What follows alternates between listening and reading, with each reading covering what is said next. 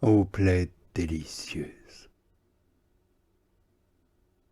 Après avoir parlé de la brûlure, l'âme parle de la plaie causée par cette brûlure. Or, cette brûlure étant suave, comme nous l'avons dit hier, la plaie, évidemment, doit être suave aussi. De la sorte, la plaie d'une blessure suave sera pleine de délices, parce que la brûlure étant d'un amour suave, la plaie sera également d'un amour suave, et ainsi l'âme sera comblée de suavité. Afin de bien comprendre la nature de cette plaie dont l'âme parle ici, il faut savoir que la brûlure causée par un feu matériel produit toujours une plaie à l'endroit où le feu est appliqué. Or, elle a cela de particulier quand elle touche une plaie qui n'a pas été produite par le feu, de la transformer en plaie produite par le feu. C'est ce qui arrive pour la brûlure d'amour. Si l'âme qu'elle touche est déjà blessée par les plaies de ses misères et de ses fautes, ou si même elle est très saine, elle la laisse aussitôt blessée d'amour. Et les plaies qui lui venaient d'une autre cause deviennent des plaies d'amour, par ce feu d'amour. Toutefois, il y a une différence entre cette blessure produite par l'amour et celle qui vient du feu matériel. La plaie produite par le feu matériel ne peut se guérir que par un traitement approprié. Mais il n'en est pas de même de la plaie qui vient de la brûlure d'amour, car la même brûlure qui a fait la plaie doit la guérir. Elle la guérit en l'augmentant. Chaque fois que la brûlure d'amour touche la plaie d'amour, elle l'agrandit, et de telle sorte qu'elle guérit et donne d'autant plus de santé qu'elle agrandit davantage la plaie, car plus celui qui aime est blessé d'amour, plus il a de santé surnaturelle. La guérison que produit l'amour consiste à ajouter toujours de nouvelles blessures d'amour aux premières, jusqu'à ce que l'âme, enfin, soit tout entière une immense plaie d'amour. De la sorte, elle est complètement embrasée d'amour. Elle est devenue une plaie d'amour. Elle est pleine de la santé de l'amour, parce qu'elle est transformée en amour.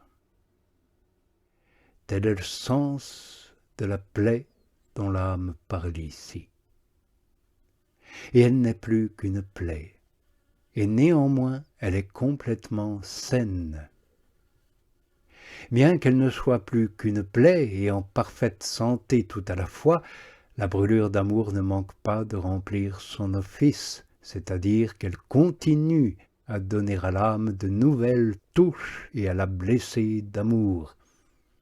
Et quoique l'âme soit déjà tout entière dans les délices et saine, l'effet que produit la brûlure d'amour est de caresser la plaie, comme le fait un bon médecin. Voilà pourquoi elle a raison de dire « ô plaie délicieuse ». Oui, plaie qui est d'autant plus délicieuse que le feu d'amour qui la cause est plus ardent et plus éminent. Oui, c'est l'Esprit Saint qui produit cette plaie, et cela dans le seul but de combler l'âme de délices.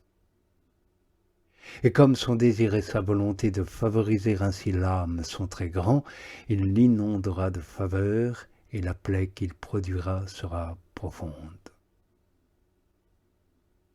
Oh, l'heureuse plaie!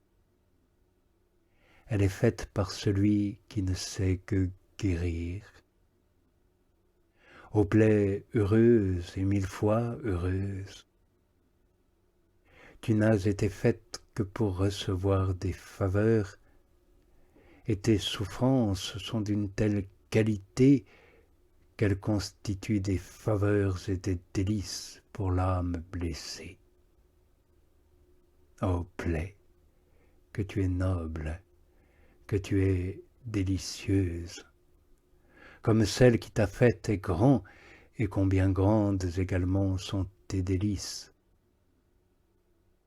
D'ailleurs, le feu de l'amour, qui est infini, te comble de délices d'après ta capacité et ta grandeur.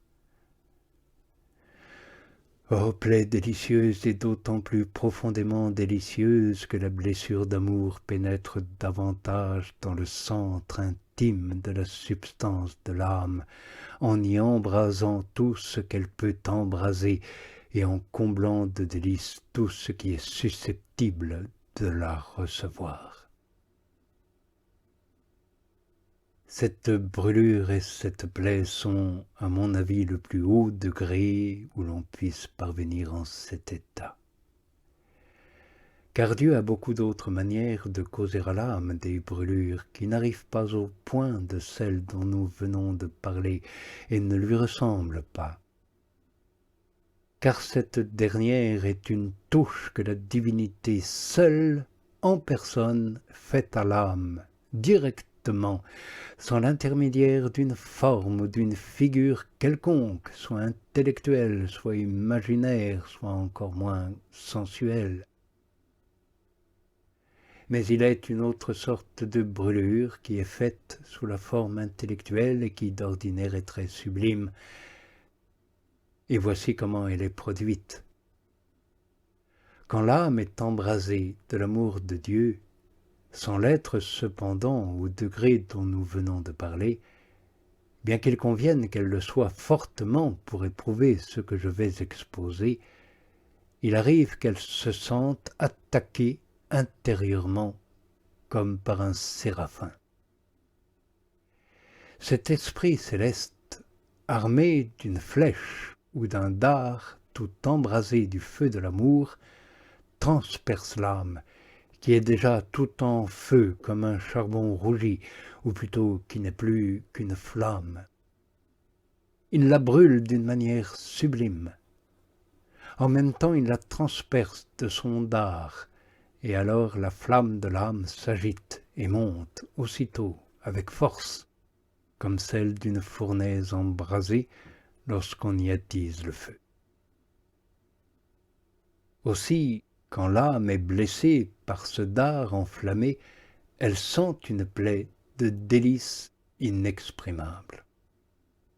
Elle est tout entière remplie de suavité quand elle reçoit le coup impétueux du séraphin.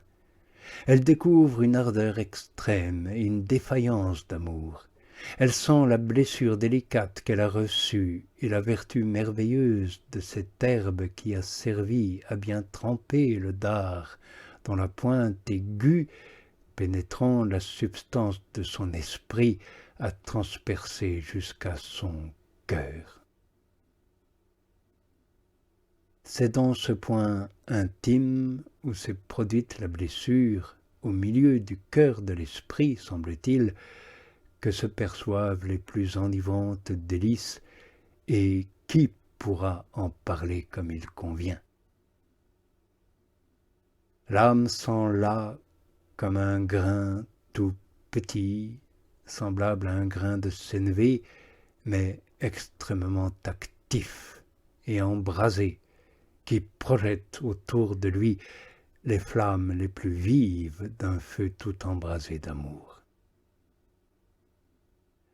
Ce feu provient de la substance et de la vertu de ce point brûlant où se trouve la substance et la vertu de cette herbe dont nous avons parlé. L'âme sent qu'il se répand d'une manière subtile dans toutes ses veines spirituelles et substantielles, mais selon sa puissance et son énergie.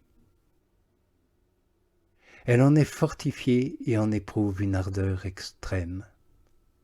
Son amour se purifie alors à un tel point qu'il lui semble découvrir en elle des mers immenses d'un feu d'amour qui atteint toutes les hauteurs et toutes les profondeurs et remplit tout d'amour. Oui, il semble alors à l'âme que l'univers entier est une mer immense d'amour où elle est submergée, sans qu'elle puisse voir le terme ou la fin de cet amour. Mais comme nous l'avons dit, elle trouve que c'est en elle-même que se trouve le point de départ et le centre de cet amour.